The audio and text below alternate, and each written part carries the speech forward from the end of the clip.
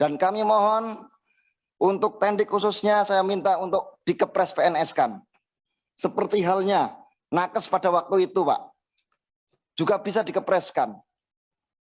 Bahkan ada contoh di wilayah Kabupaten Batang yang nakesnya sudah diangkat menjadi pegawai negeri, tapi Tendik yang melayani di tenaga administrasi sekolah ketika minta legalisir ijazah masih menjadi tenaga honorer. Amanat yang diberikan untuk mengerjakan sebuah pekerjaan dapodik itu sangat berat, Pak. Banyak di dalamnya ada sarpras, tunjangan, sertifikasi guru. Jika mana masa kerja gaji berkala tidak kami kerjakan, itu akan berimbas pada apa? Pada penghasilan tunjangan yang tidak sesuai. Tapi apa artinya masa kerja buat kami? Seorang tenaga administrasi sekolah atau Tendik yang masih honorer, itu tidak ada manfaatnya, Pak. Tidak dilihat secara berkeadilan. Bismillahirrahmanirrahim. Assalamualaikum warahmatullahi wabarakatuh. Yang saya hormati Bapak Pimpinan Sidang dan juga jajarannya dari Komisi 10 DPR RI. Sebelumnya kami berterima kasih banyak Bapak Ibu sudah memberi kesempatan kami selaku tenaga honorer khususnya Tendik untuk bisa bertatap muka dengan panjenengan. Dalam hal ini,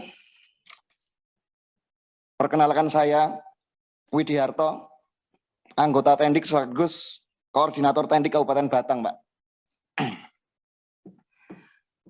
Mungkin tujuan kami di sini semua itu sama, Pak.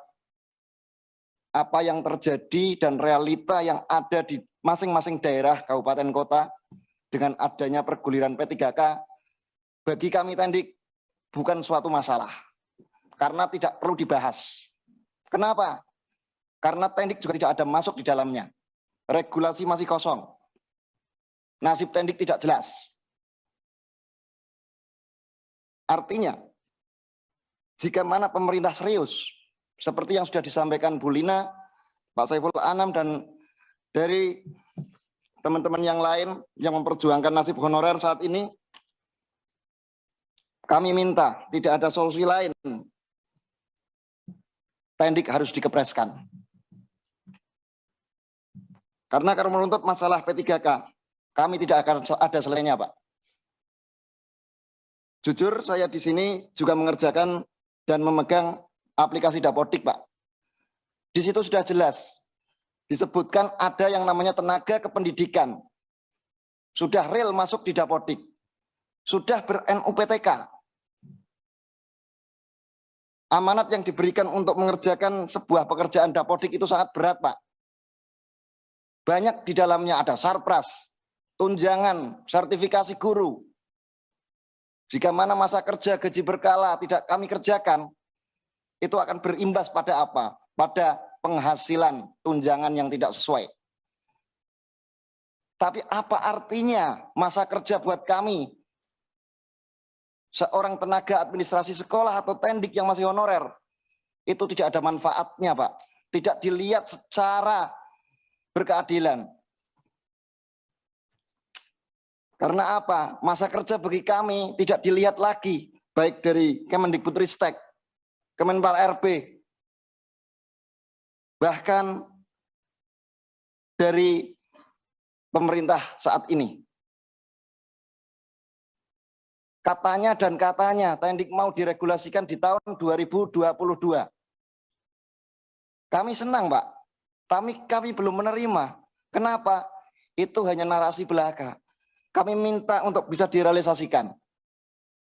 Dan kami mohon untuk Tendik khususnya saya minta untuk dikepres PNS-kan. Seperti halnya nakes pada waktu itu, Pak.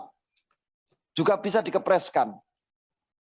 Bahkan ada contoh di wilayah Kabupaten Batang yang nakesnya sudah diangkat menjadi pegawai negeri, tapi Tendik yang melayani di tenaga administrasi sekolah ketika minta legalisir ijazah masih menjadi tenaga honorer. Pelik bagi negara ini, pelik bagi bangsa kita ini, sila kelima belum dijalankan dan belum benar-benar direalisasikan. Saya percaya betul pemerintah sangat komit, Pak. Tapi di sini kita memang butuh kerjasama. Kita butuh pemaparan yang jelas. Karena jumlah tendik yang amat sangat terbatas, Pak. Kemungkinan untuk Bu Sri Mulyani menganggarkan keuangan untuk menggaji kami tenaga honorer tidaklah seberat yang dibayangkan, Pak. Kami tahu jumlah guru banyak, guru dibutuhkan. Tapi dalam hal ini, tenaga kependidikan dari dulu tidak pernah tersentuh, Pak. Tidak pernah tersentuh keberadaannya. Bahkan Pak Menteri sebagai tenaga pengembang aplikasi Dapodik tidak tahu keberadaan operator sekolah.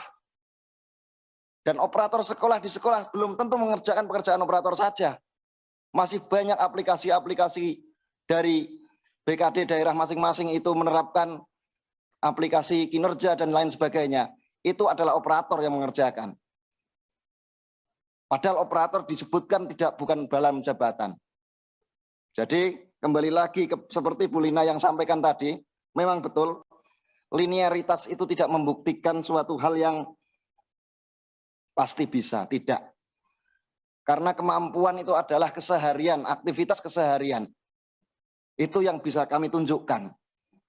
Dan mungkin bisa Kemendikbudristek pantau, bisa memonitor sekolah mana, operator mana yang mungkin pekerjaannya tercecer. Saya kira tidak ada, Bapak.